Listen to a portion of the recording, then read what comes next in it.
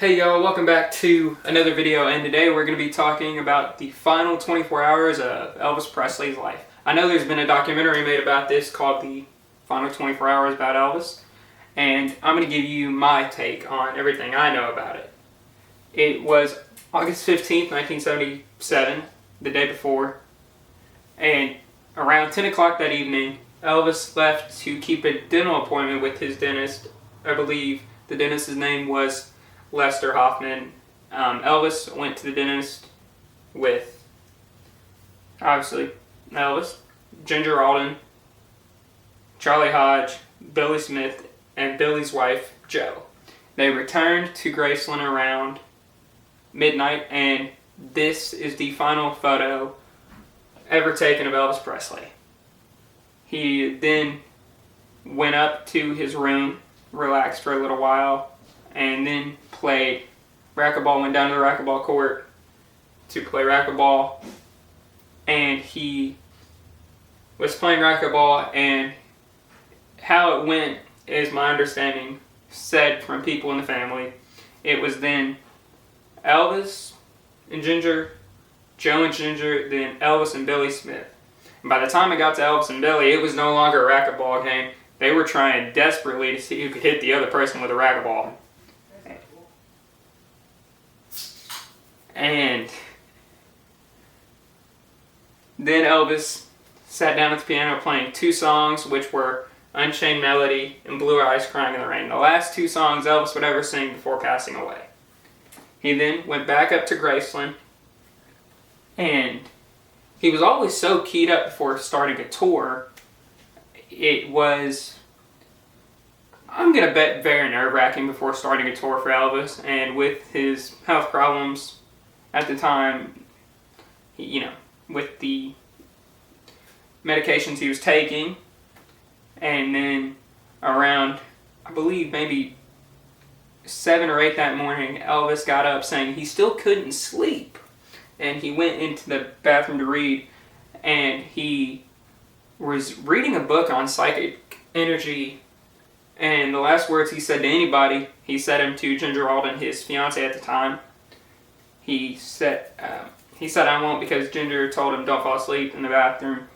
Elvis turned around, gave Ginger a little wave, and then walked into the bathroom after telling her, I won't fall asleep.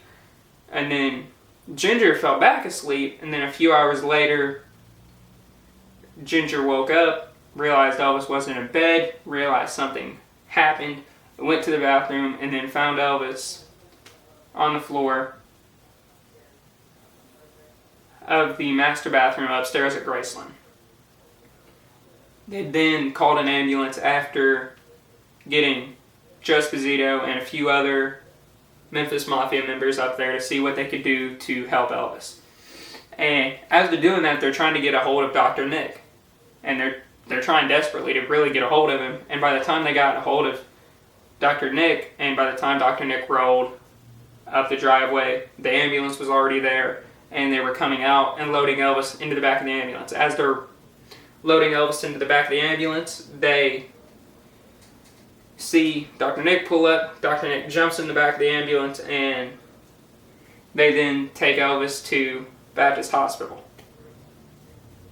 And he was brought to Baptist into emergency room number 1, and they were trying desperately to see what they could do to revive Elvis, and nothing seemed to be working. And at the time, Elvis's nurse, Marion Koch, was there working that day, and she went down there when she had heard Elvis was in the emergency room, and she saw what was going on and told Dr. Nick, stop, don't put him through this. And then she also said, it's time to let Elvis rest and be with his mother. At 3 o'clock that afternoon, Elvis Aaron Presley was pronounced dead at the age of just 42. The news shocked the city of Memphis and shocked the nation and the world. At just 42 years old, Elvis Presley was dead. The cause of death was cardiac arrhythmia due to undetermined causes. This was said by the county medical examiner at the time, Dr. Jerry Francisco, but as we know today, the cause of death was due to the multiple prescribed medications that Elvis was taking at the time of his death. I believe there were 10 drugs in his system. I don't know the names of the drugs that were in his system, but there were 10 drugs in his system, I believe. Then Elvis was taken to Memphis Funeral Home, which was right down the road from the hospital. Elvis was then everything the funeral home they did that they had to do to prepare Elvis, and then he was put into the seamless copper casket, and then they brought it back to Graceland. Sam Thompson, who was Elvis's bodyguard, and the brother of Linda Thompson, who Elvis was dating before Ginger, was there. He stayed in the house to basically guard the body because there were threats to steal Elvis's body and stuff, but obviously that didn't happen.